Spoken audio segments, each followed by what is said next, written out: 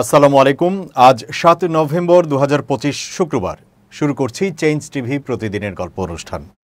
দর্শক, আপনাদের সঙ্গে রয়েছি আমি জাহিরুল ইসলাম টুটুল। শুরুতেই সংবাদ শিরোনাম। বাংলাদেশ সীমান্তে ভারতের সেনাঘাঁটি নির্মাণ যা ঘটতে যাচ্ছে। জামাতের আহ্বানে আলোচনা নাকচ বিএনপির। বিরাট সুখবর পেল পাকিস্তান। এবার বিস্তারিত। চীনের সঙ্গে বাংলাদেশের তিস্তা প্রকল্পের কাজ শুরু হবার আগেই সীমান্তে সতর্ক অবস্থা নিয়েছে ভারত। দেশটি বাংলাদেশের উপর মনস্তাত্ত্বিক চাপ প্রয়োগেরও কৌশল নিয়েছে। ভারতের সেনাবাহিনী অতি অল্প সময়ের মধ্যেই পশ্চিমবঙ্গের উত্তর দিনাজপুর জেলায় নতুন একটি সামরিক ঘাঁটি চালু করেছে। পাশাপাশি প্রতিবেশী দেশের সঙ্গে সীমান্ত প্রতিরক্ষা জোরদার করতে আসামের ধুবড়ীতেও নতুন একটি সেনা স্টেশন গড়ে তোলা হচ্ছে। বৃহস্পতিবার পূর্বাঞ্চলীয় সেনা কমান্ডের প্রধান লেফটেন্যান্ট জেনারেল আর.সি. তিওয়ারি উত্তর দিনাজপুরের চোপড়ায় নবনির্মিত ঘাঁটি পরিদর্শন করেন, যা বাংলাদেশ সীমান্তের কাছেই অবস্থিত। ভারতীয় সেনাবাহিনীর ইস্টার্ন কমান্ড এক্সে এক পোস্টে জানায়, lieutenant general R C. Tiwari army commander eastern commander Chopra defence ল্যান্ডে ব্রহ্মাস্ত্র কর্পসের মোতায়েন সৈন্যদের সঙ্গে সাক্ষাৎ করেছেন।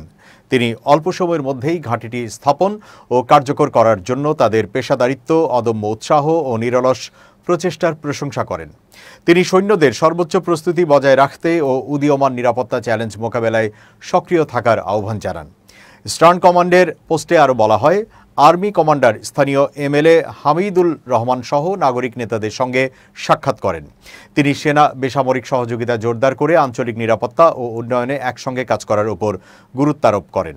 এর আগে লেফটেন্যান্ট জেনারেল তিওয়ারি আসামের সীমান্ত এলাকায় কর্পস সদর দপ্তর পরিদর্শন করেন এবং ধুবড়ীর বামুনি গাঁও এলাকায় লাচিত বরফুকন সামরিক স্টেশনের ভিত্তিপ্রস্তর স্থাপন করেন। ইস্টার্ন কমান্ড জানায়, আহোম রাজ্যের কিংবদন্তি সেনানায়ক লাচিত বরফুকনের নামে এই নতুন স্টেশনের নামকরণ করা হয়েছে, যা সাহস, নেতৃত্ব ও দৃঢ়তার প্রতীক, পুনর্জাগরিত আসামের ঐতিহ্যের প্রতিফলন। সংস্থাটি আরও জানায়, নতুন এই সামরিক স্টেশন প্রতিষ্ঠা অঞ্চলটির সেনা সক্ষমতা ও অবকাঠামোকে আরও শক্তিশালী করার পথে একটি গুরুত্বপূর্ণ পদক্ষেপ। পরিদর্শনকালে লেফটেন্যান্ট জেনারেল তিওয়ারি সীমান্ত অঞ্চলের অভ্যন্তরীণ নিরাপত্তা পরিস্থিতি ও সেনা অবকাঠামো উন্নয়ন কাজের অগ্রগতি পর্যালোচনা করেন। এদিকে ভারতের সেনাঘাঁটি নির্মাণের প্রেক্ষাপটে বাংলাদেশের সীমান্তরক্ষী বাহিনীও সতর্ক অবস্থা নিয়েছে। তবে এখন পর্যন্ত পররাষ্ট্র মন্ত্রণালয় এ বিষয়ে কোনো ধরনের প্রতিক্রিয়া দেখায়নি। জুলাই সনদ বাস্তবায়ন ও গণভোট ইস্যুতে বিএনপি জামাত মুখোমুখি অবস্থানে। এ অবস্থায় সনদ বাস্তবায়ন ঘিরে নতুন সংকট তৈরি হয়েছে। আলোচনা করে সরকারকে পরামর্শ দিতে রাজনৈতিক দলগুলোকে 7 দিনের সময় দেওয়া হয়েছিল, তাও প্রায় শেষ হয়ে যাচ্ছে। এমন প্রেক্ষাপটে বৃহস্পতিবার দুপুরে বিএনপির মহাসচিব মির্জা ফখরুল ইসলাম আলমগীরকে ফোন করে আনুষ্ঠানিকভাবে আলোচনার আহ্বান জানিয়েছেন জামাত ইসলামীর নায়েবে আমির ডাক্তার সৈয়দ আবদুল্লাহ মোহাম্মদ তাহের। এ বিষয়ে জানতে চাইলে বিএনপির মহাসচিব বলেন, আমরা এই বিষয়ে আমাদের বক্তব্য গতকাল দলের স্থায়ী কমিটির মিটিংয়ের সিদ্ধান্ত খুব পরিষ্কারভাবে আপনাদেরকে জানিয়ে দিয়েছি, ওটাই আমাদের বক্তব্য। জানা গেছে, জামাত নেতা তাহেরের আহ্বানে সাড়া দেবার কোনো আগ্রহ নেই বিএনপির। তাদের মতামত হলো, এখন নতুন করে এসব নিয়ে আলোচনা করা মানেই সময় ক্ষেপণ। তবে একটি সূত্র বলছে, সরকারই এখন চূড়ান্ত সিদ্ধান্ত নেবেন। এ বিষয়ে কাজও শুরু করেছেন উপদেষ্টারা। রাজধানী শেরেবাংলা নগরে শুক্রবার 7 নভেম্বর জাতীয় বিপ্লব ও সংহতি দিবস উপলক্ষে শহীদ প্রেসিডেন্ট জিয়াউর রহমানের কবরে পুষ্পমাল্য অর্পণের পরে সাংবাদিকদের কাছে তিনি এই মন্তব্য করেন। মির্জা ফখরুল, বিএনপির স্থায়ী কমিটির মির্জা আব্বাস, গয়েশ্বরচন্দ্র রায়, ডক্টর আব্দুল মঈন খান, নজরুল ইসলাম খান, সালাউদ্দিন আহমেদ, ডক্টর AZM জাহিদ হোসেনকে নিয়ে বিএনপির প্রতিষ্ঠাতা প্রেসিডেন্ট জিয়াউর রহমানের কবরে যান এবং পুষ্পমাল্য অর্পণ করে তার প্রতি শ্রদ্ধা জানান। বৃহস্পতিবার রাতে গুলশান কার্যালয়ে বিএনপির স্থায়ী কমিটির বৈঠকে জামায়াতের প্রস্তাব নিয়ে আলোচনা হয়। এতে বিএনপির নীতি নির্ধারকরা জুলাই জাতীয় সনদের যেসব বিষয় ঐকমত্য হয়েছে তার আইনানুগ বাস্তবায়নের জন্য এবং যথাসময়ে জাতীয় নির্বাচন অনুষ্ঠানের আন্তরিক ও কার্যকর ব্যবস্থা গ্রহণে অন্তর্বর্তী সরকারের প্রতি আহ্বান জানান। একই সঙ্গে কোনো মতেই নিত্য নতুন প্রশ্ন উত্থাপন কিংবা সংকট সৃষ্টি করে গণতন্ত্র পুনঃপ্রতিষ্ঠার লক্ষ্যে নির্বাচন অনুষ্ঠানে বাধা সৃষ্টি না করারও আহ্বান জানানো হয় স্থায়ী কমিটির পক্ষ থেকে। বৈঠকের পর জানানো হয়, জাতীয় ঐকমত্য কমিশনে দীর্ঘ ও বিস্তারিত আলোচনা শেষে কতিপয় বিষয়ে নোট অব ডিসেন্ট সহ যেসব বিষয়ে জাতীয় ঐক্যমত্য প্রতিষ্ঠিত হয়েছে এবং 17 অক্টোবর জাতীয় সংসদের দক্ষিণ প্লাজায় ঐতিহাসিক আনুষ্ঠানিকতার মাধ্যমে স্বাক্ষরিত হয়েছে, আমরা তার অংশীদার হিসেবে সনদে বর্ণিত সব বিষয়কে ধারণ করি এবং দেশের সংবিধান ও প্রচলিত আইন অনুযায়ী তা বাস্তবায়নে অঙ্গীকারাবদ্ধ।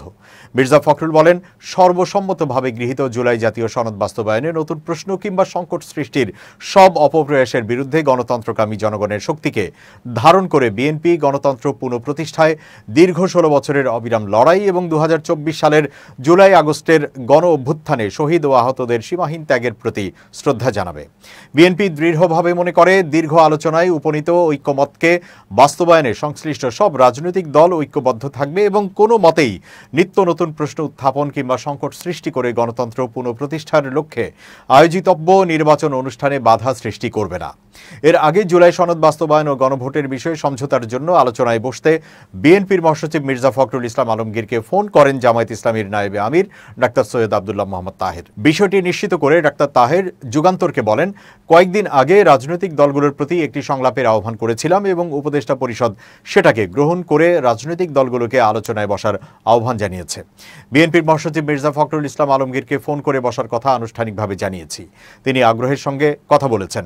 মির্জা ফখরুল বলেছেন, সংশ্লিষ্ট দায়িত্বশীলদের সঙ্গে পরামর্শ করে আমাদের জানাবেন। ডাক্তার তাহের বলেন, যদি বিএনপি ইতিবাচক সাড়া দেয় তাহলে আমরা সরাসরি বিএনপির সঙ্গে বসার আশা রাখি। এছাড়া এখন 9 দল মাঝে মধ্যে বৈঠক করছে, তাদের একজন প্রতিনিধি আমাদের সঙ্গে যোগাযোগ করেছেন, আমাদের সঙ্গে তারা বসতে চায়, তারা এতে আগ্রহী। তিনি আরো বলেন, আমরা চেষ্টা করছি আলাপ আলোচনার মাধ্যমে বর্তমান পরিস্থিতি ঠিক করা যায় কিনা। পরিস্থিতি ঠিক হলে সব দলই নির্বাচনের রাস্তায় ঝাঁপিয়ে পড়বে। যখন নির্বাচন এসে যাবে তখন সিট বন্টন থেকে শুরু করে আসন সমঝোতা শুরু হবে। জামাতের নায়েবে আমির আরো বলেন, আমি মনে করি দ্রুত আলোচনা শুরু হওয়া উচিত।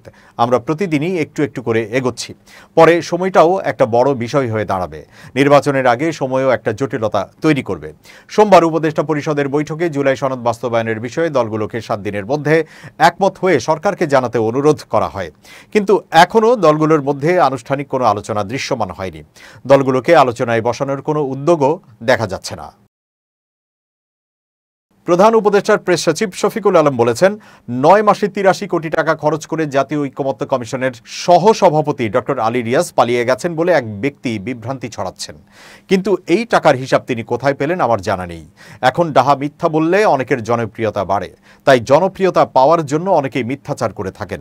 শুক্রবার সকালে নেত্রকোনার সার্কিট হাউস মিলনায়তনে সাংবাদিকদের সঙ্গে মতবিনিময় সভায় তিনি এসব কথা বলেন। তিনি বলেন, বিদেশে প্রচলন আছে টেলিভিশনে কাকে আপনি টকশোতে আনবেন, যাকে আপনি টকশোতে আনবেন তিনি অত্যন্ত সত্যবাদী মানুষ এবং তার গ্রহণযোগ্যতা আছে। কিন্তু আমাদের দেশে চলে এটার বিপরীত। একটা লোক যদি ডাহা মিথ্যা কথা বলে তাকে আপনি টকশোতে আনছেন, কারণ তাকে আনলে আপনার টকশোটা গরম হবে, টিভির জনপ্রিয়তা বাড়বে। তাহলে কি হলো? টিভি হিসেবে আপনি জোর করে তাকে দিয়ে বলানো মিথ্যা কথাটা জনগণকে দিচ্ছেন। এই মিথ্যা প্রচারিত হচ্ছে, সারা দেশে ছড়িয়ে যাচ্ছে, আপনি এগুলো জেনেও তাকে ডেকে আনছেন। শফিকুল আলম আক্ষেপ করে বলেন, আমরা মাইলস্টোন নিয়ে মিথ্যাচার দেখেছি, আমরা সেন্ট মার্টিন নিয়ে এমন কোনো মিথ্যাচার বাদ যায়নি যা বলা হয়নি। আমরা উপদেষ্টাদের নাগরিকত্ব নিয়ে মিথ্যাচার দেখেছি, আমরা মিনিস্ট্রি নিয়ে মিথ্যাচার দেখেছি, সেনাবাহিনী নিয়ে মিথ্যাচার দেখেছি। সুতরাং এটা থেকে আমাদের বেরিয়ে আসতে হবে।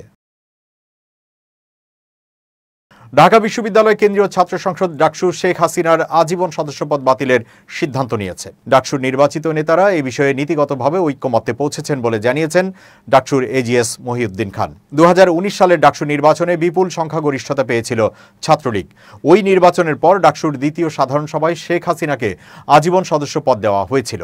কাকতালীয়ভাবে 2025 সালে নির্বাচিত ডাকসুর দ্বিতীয় সাধারণ সভায় সেই সদস্যপদ বাতিলের সিদ্ধান্ত নেওয়া হচ্ছে বলে জানান মহিউদ্দিন খান। তিনি বলেন, 2019 সালে ডাকসুতে যেমন দ্বিতীয় সাধারণ সভায় তাকে সদস্যপদ দেওয়া হয়েছিল, তেমনি 2025 সালের দ্বিতীয় সাধারণ সভায় সদস্যপদ বাতিল করা হবে। সব নির্বাচিত প্রতিনিধি এই সিদ্ধান্তে নীতিগতভাবে একমত হয়েছেন, তাই এটি এখন কেবল আনুষ্ঠানিকতা মাত্র। মহিউদ্দিন খান আরও বলেন, আমরা শিক্ষার্থীদের সঙ্গে কাজ করছি, তাদের প্রত্যাশার জায়গা থেকে ডাকসুর কার্যক্রম পরিচালনা করছি। নির্বাচনের আগে আমাদের অঙ্গীকার ছিল সবাইকে সঙ্গে নিয়ে কাজ করব, এখনও সেই চেষ্টাই করছি। তেহরিকে তালেবান পাকিস্তানের হয়ে যুদ্ধ করতে গিয়ে পাকিস্তানের খাইবার পাখতুনখোয়া প্রদেশে দেশটির যৌথ নিরাপত্তা বাহিনীর অভিযানে 2 বাংলাদেশি তরুণ নিহত হয়েছে। তাদের মধ্যে একজন রতনঢালির বাড়ি গোপালগঞ্জের মুকসুদপুর উপজেলায়, তবে আরেকজন নিহত ফয়সাল হোসেনের ঠিকানা জানা যায়নি। নিহতদের বিষয়টি পুলিশের স্পেশাল ব্রাঞ্চের counter terrorism and transnational intelligence unit নিশ্চিত করেছে।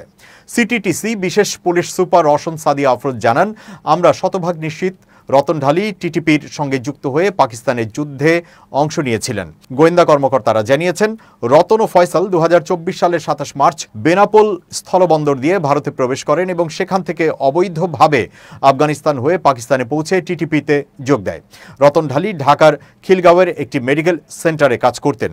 তার বাবা আনোয়ার ঢালি ব্যাটারি চালিত অটোরিকশার চালক, মা সেলিনা বেগম। পরিবারের সঙ্গে শেষবার রতন যোগাযোগ করেন 2024 সালের 10 এপ্রিল রোজার ঈদে। সে তখন জানিয়েছিলেন ভারতে আছেন এবং শিগগিরই দুবাই যাবেন। তার মা সেলিনার প্রশ্নের উত্তরে রতন জানিয়েছিলেন কাজের স্থান থেকে টাকা ব্যবস্থা করা হয়েছে। এরপর আর তিনি পরিবারের সঙ্গে যোগাযোগ করেননি। রতনের বাবা আনোয়ার ঢালি বলেন, রতন গ্রামের বাড়ি থেকে সমস্ত কাগজপত্র নিয়ে গিয়েছিল। দুবাই যাওয়ার জন্য এটি প্রয়োজন ছিল। আমরা দেখার চেষ্টা করেছি, কিন্তু সে বলেছিল এতে তার যাত্রায় সমস্যা হবে। তিনি আরও উল্লেখ করেন, রতন 5ম শ্রেণী পর্যন্ত পড়াশোনা করেছেন। তারপর পড়াশোনা বন্ধ করে মোবাইল সার্ভিসিং শিখতে শুরু করেন। সিটিটিসি ও গোয়েন্দা সূত্র জানায়, চলতি বছরের 27 এপ্রিল পাকিস্তানিরা ওয়াজিরিস্তান টিটিপির 54 যোদ্ধাকে হত্যা করার পর অনুসন্ধান শুরু করে। নিহতদের মধ্যে সাভারের আহমেদ জুবায়েরও ছিলেন।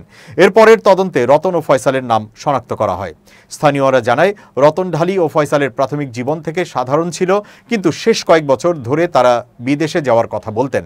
গোয়েন্দা ও পুলিশের তথ্য অনুযায়ী রতন ও ফয়সাল টিটিপির সঙ্গে যুক্ত হয়ে বাংলাদেশি যুবকদের প্ররোচনা এবং বিদেশে যোগদানের পথ প্রশস্ত করার কাজেও জড়িত ছিল। জাতীয় নির্বাচনের তফসিল ঘোষণার আগেই রাজনৈতিক দলগুলোর মনোনয়ন প্রত্যাশীদের পোস্টার ফেস্টুনে ছেয়ে গেছে ঢাকা। এ বিষয়ে চ্যানেল 24-এর করা এক প্রতিবেদন থেকে জানা যায়, আইন অমান্য করে মেট্রো রেলের পিলার, ফ্লাইওভার সহ সড়ক ও অলিগলি সব জায়গায় সাঁটানো হচ্ছে এসব। এমনকি পোস্টারের জঞ্জালে ঢেকে যাচ্ছে 24-এর গণ অভ্যুত্থানের চিহ্ন, বিপ্লবের গ্রাফিতি ও দেয়াল লিখনও। এসব রুখতে কঠোর ব্যবস্থা নেওয়ার তাগিদ দিয়েছেন নগরবিদরা। তারুণ্যের অভ্যুত্থানের পর যে শহরটা নতুন রূপে সেজে উঠেছিল গ্রাফিতি আর আলপনায়, সেখানে আবার ফিরেছে ঘুণে ধরা জঞ্জাল। গোটা নগরকে যেন পরিণত করা হয়েছে এক নির্বাচনী মঞ্চে, যেখানে আত্মপ্রচারের পসরা সাজাচ্ছেন যে যার ইচ্ছে মতো। বিএনপি, জামাত থেকে ইসলামী আন্দোলন কিংবা খেলাফত মজলিস থেকে রিপাবলিকান পার্টি, রাজধানীকে কুৎসিত করার এই প্রতিযোগিতায় পিছিয়ে নেই কেউ। পথে ঘাটে শত শত ছবি টাঙিয়ে শীর্ষ নেতৃত্বের দৃষ্টির কাছাকাছি যাওয়ার চেষ্টা করছেন মনোনয়ন প্রত্যাশীরা। এলিভেটেড এক্সপ্রেসওয়ে কিংবা মেট্রো রেলের পিলার কোনো কিছুই বাদ যাচ্ছে না। অনেক জায়গায় পোস্টার ফেস্টুনে ঢেকে দিয়েছে অভ্যুত্থানের চিহ্ন। শিক্ষার্থীরা বলেন, আমরা রাজনীতিবিদদের কাছে কি চাচ্ছি তা আসলে তারা বুঝতেই পারেন না। রাজনীতিবিদরা শুধু তাদের প্রচারণায় ব্যস্ত। আমরা যদি ভোট দিতেও চাই, তা মন থেকে সাড়া দিচ্ছে না। এবার খুব জরুরি 1 মিনিট জানাচ্ছেন ইউনেস্কো ক্লাব পুরস্কার বিজয়ী সাংবাদিক আমিরুল মোমিনিন মানিক। খুব জরুরি 1 মিনিটে প্রত্যেককে আমন্ত্রণ। প্রিয় দর্শক, ব্যক্তিত্ববান হন। এখন ব্যক্তিত্ববান কিভাবে হবেন? আপনি আপনার নিজের যে স্টাইল, জীবনের গতি, চলাফেরা, এর মধ্যেও ব্যক্তিত্বকে জাগিয়ে তুলতে পারেন। আপনার কথার পরিমিতি বোধ, ফালতু কাজ থেকে দূরে থাকা, অপ্রয়োজনীয় তর্ক না করা, নিজেকে পরিচ্ছন্ন, স্বচ্ছ, সত্যবাদিতার মানদণ্ডে দাঁড় যদি করাতে পারেন, তাহলে আপনি একজন ব্যক্তিত্ববান মানুষ হয়ে উঠতে পারবেন। একটু চেষ্টা করলেই কিন্তু আজ থেকেই আপনার ব্যক্তিত্ববান হওয়ার সেই কাজটি শুরু হয়ে যেতে পারে। আর যদি ব্যক্তিত্ববান হতে পারেন, তাহলে সমাজ আপনাকে সম্মান দিতে বাধ্য হবে। ভালো থাকবেন, শুভেচ্ছা নিরন্তর। দর্শক, এবার দেশের বাইরের খবর। বৈদেশিক ঋণ, তীব্র মুদ্রাস্ফীতি ও ডলারের সংকটে নাকাল দক্ষিণ এশিয়ার দেশ পাকিস্তান এবার বড় ধরনের সুখবর পেল। দেশটির উত্তর পশ্চিমাঞ্চলীয় খাইবার পাখতুনখাওয়া প্রদেশের হরিপুর জেলার তারবেলা এলাকায় পাওয়া গেছে বিশাল স্বর্ণের ভাণ্ডার। পাকিস্তানের চেম্বার অব কমার্স অ্যান্ড ইন্ডাস্ট্রির সাবেক সিনিয়র সহসভাপতি ও এয়ার করাচির চেয়ারম্যান হারিফ গহর গণমাধ্যমে এই তথ্য নিশ্চিত করেছেন। পাকিস্তানি দৈনিক দ্য এক্সপ্রেস ট্রিবিউন জানিয়েছে, আবিষ্কৃত সোনার আনুমানিক মূল্য প্রায় 636 বিলিয়ন মার্কিন ডলার। অর্থনৈতিক বিশ্লেষকরা বলছেন, এই আবিষ্কার পাকিস্তানের অর্থনীতিতে হতে পারে গেম চেঞ্জার। এমনকি এই স্বর্ণ ভাণ্ডার দিয়ে দেশটির সব বৈদেশিক ঋণ পরিশোধ করাও সম্ভব হতে পারে। হানিফ গহর জানিয়েছেন, বিষয়টি ইতিমধ্যে পাকিস্তানের special investment facilitation council SIFC ও স্টেট ব্যাংক অব পাকিস্তানের গভর্নরকে অবহিত করা হয়েছে। স্বর্ণ উত্তোলনের কাজের জন্য অস্ট্রেলিয়া ও কানাডার খনি কোম্পানিগুলোর সঙ্গে আলোচনা চলছে। প্রধানমন্ত্রী অনুমোদন দিলেই তারবেলার মাটির নিচ থেকে উত্তোলন শুরু হবে। পাকিস্তানের অর্থ মন্ত্রণালয়ের তথ্য মতে 2025 সালের জুন নাগাদ দেশটির মোট সরকারি ঋণ দাঁড়িয়েছে 286.83 বিলিয়ন মার্কিন ডলার, যা আগের বছর তুলনায় প্রায় 13% বেশি। বিশ্লেষকদের মতে এই স্বর্ণ ভাণ্ডার শুধু বৈদেশিক ঋণই পরিশোধে সহায়ক হবে না, বরং এদেশের কর্মসংস্থান, বৈদেশিক মুদ্রা রিজার্ভ এবং শিল্প খাতে নতুন দিগন্ত খুলে দেবে। দর্শক, শেষ করছি চেঞ্জ টিভির প্রতিদিনের গল্প অনুষ্ঠান। changetv.press বাংলাদেশের ইউটিউব জার্নালিজমের অগ্রদূত। ভিজিট করুন এর ওয়েবসাইট www.changetv.press, youtube.com/changetvpress এবং সাবস্ক্রাইব করুন চ্যানেলটি। নিয়মিত লাইক, কমেন্ট ও শেয়ার করে আপডেট রাখুন নিজেকে। ভালো থাকুন, নিরাপদে থাকুন। শুভেচ্ছা নিরন্তর।